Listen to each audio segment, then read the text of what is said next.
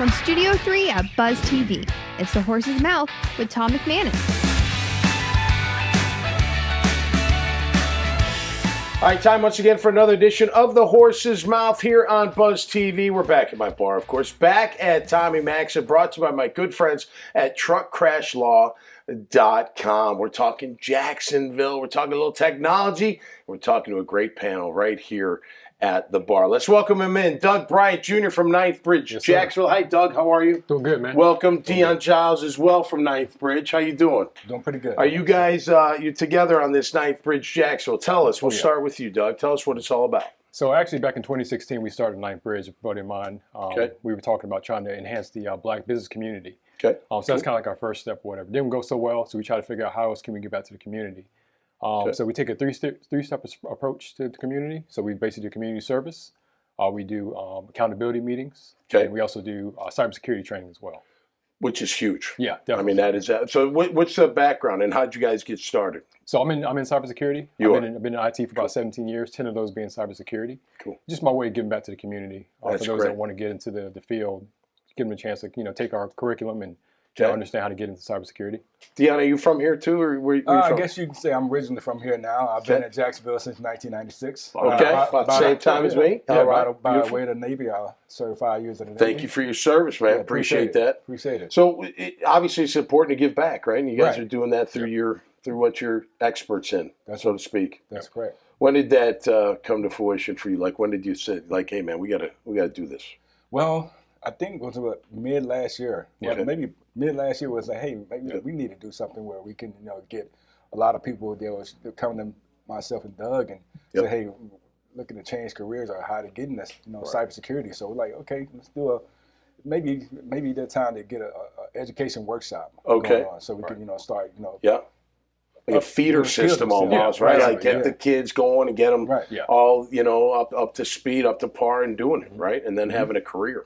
That's fantastic. Great to have you guys on. We'll be back. Michael Zelin's here. How are you, man? Hey, great. Innompics, did I get that right? In Picks? Almost. Do it. You do Almost. it. You do it for me. Yeah, think about innovation. Yes. Olympics. Okay, what are you guys doing? What's it about? Well, it's about celebrating innovation and developing a platform for creatives all around the world. We have 40 countries involved. Wow. And I represent Innompics-USA. Okay. So we have very creative students and other people who would be, involved in this, and how you came from the physical, physical world, running right? into people. Yes. Yeah. Well, look at you, right? Like, you know about Olympics, where you celebrate physical body. Right. So that was the idea. Well, we can also celebrate intellectual body. Absolutely. And that's how we started. I mean, innovation is constant, right? I mean, it's every day something new that's got to keep you on your toes and excited at the same time, right? But at the same time, there are certain laws of innovation. It's not just thinking out of the box. Right. People distilled, especially in industry. Yeah. Think about 1,000 years of technical evolution. Yeah. They had to invent ways how to invent. And instead of you telling, hey, just go and be creative, well, it doesn't help much. But if you show specific ways how you can really solve these problems, that's what we do. That's cool. Provide That's cool. Tools. Absolutely. Great to have you. James, how are you, my man? Always good to see From you. Robert Half, always great to have you. Absolutely. Back on. I mean, this is your space, man. I mean, Absolutely. It's got to keep you going, too. Like, you get to meet new people and what they're doing. And it's probably the best part of the job. Yeah. Let me ask you this, and this is for everybody. Because I deal with some early stage companies and whatnot. I swear that the innovation, the ideas, they're always there. Mm-hmm. It's the delivery. Exactly. That's not always there, and it drives me. Yeah. So I'm going to start with you. How do you get people to deliver on what they're innovating, if you will? I think the first thing you do is you get involved. You get people and the right people involved. You know a constant struggle that we face in IT, right? Is is how do we fill the jobs that are open now, but how do we get a younger group of professionals interested in IT, right? Yep. Let's be real. When we were all coming up, IT wasn't the cool thing, right? No, right. You wanted to do this. It's cool now. It is. It really totally, is. Totally and cool. and it's through things like Doug and Dion and some of the other organizations that I'm involved with, meeting with these high school students and these junior high students to really create that buzz piece and show them the way to how interesting it can be. You're not just going to be a gamer. You're not going to be a hacker, right? Yep. There's a broad spectrum of IT you can play with, and I think that's where the innovation comes from. Because if we can help these kids understand the path early enough, that's where the creativity and the innovation comes from. Yep. Because let's be real about this. Your most creative time in your life was when you were a child, right? You had an imagination. Sure. And that's where that comes from. And I think that's going to be the biggest peg to innovating in the future is really getting these kids interested young. Yep. Because some of the things these school programs are doing are fantastic. Yeah, and you got to be well-rounded though too, right? It can't, that I think that's what like IT used to be, and I don't mean this in a negative nerdy type. I don't mean that negatively. Right. I just mean it's very smart and very focused on.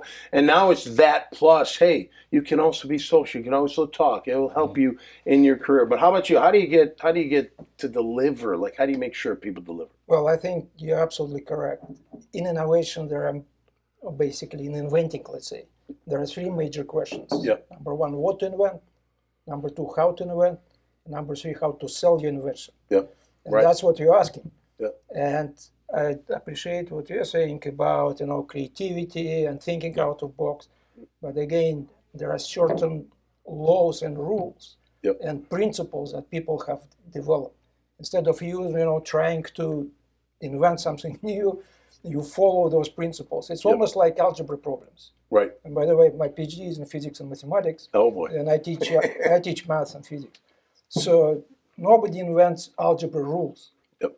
You take certain steps and you solve a problem. The same way can be applied to solving innovation problems. Mm-hmm. Okay, and if you learn a little bit, and obviously they were focusing on the technical aspect of it. Sure. But you're asking about how do you really bring it to the market, which is completely different. Mm-hmm. No doubt. And you're absolutely correct. No, you're right. I mean, ideas are great, but if you can't deliver on that idea, it's only an idea. So how about, Dion, how about you, is it a hard sell to the kids to get them interested in cybersecurity and other tech type things? No, I don't. I mean, from my perspective, I get reached out to at least 2 or 3 times a week. Hey, I'm looking to get into cybersecurity. Yeah, especially with the makeup of the job field now, where people are getting laid off and they're looking to get into something else. And cybersecurity is huge right now because it's a shortage. No doubt. Of getting people into the field, but upskill challenge. I mean, it's I have Is it sexy enough yet? That's we we got to make it sexy. You know what's sexy? You're doing something awesome and you're making money, and you got a career. That's sexy, right? No doubt. Yeah, it's definitely rewarding too to see somebody that you help get into the field and they're thriving. That's one of the biggest rewards I have. So the reward of you're keeping these businesses safe. I mean, it only takes a split second to get hacked, right? You always got to be on top of keeping that cybersecurity up to par, right? Yeah, that's an important job. It's a real important job. And it continues to grow. So the future, all you kids out there, listen, the future continues to just keep going. The ceiling keeps going higher and higher. So every day you're learning something new, right? So to answer your question, I think just giving them access to understand what's out there and letting them know it's not as hard as you think, right? Because a lot of people think it's so hard to get in technology. But if you kind of be that mentor for them and say, hey, this is how I got into it, show them resources, connect them with the right people. That's cool, man. We'll start spending, basically. That's cool. All you guys doing great work out there. I appreciate that. And I know the people out there appreciate it too. So keep up the great work, and thanks for being on the show. All right. All the best. Thanks, James. You're the man. Hey, check out these guys online at iwannabuzz.com. You can look at their profile. You can see what they're doing, and you'll see their link to their websites and everything involved. And maybe you too can get involved with them. So until next time, stay safe and be cool out there. We'll see you right here on The Horse's Mouth. Cheers.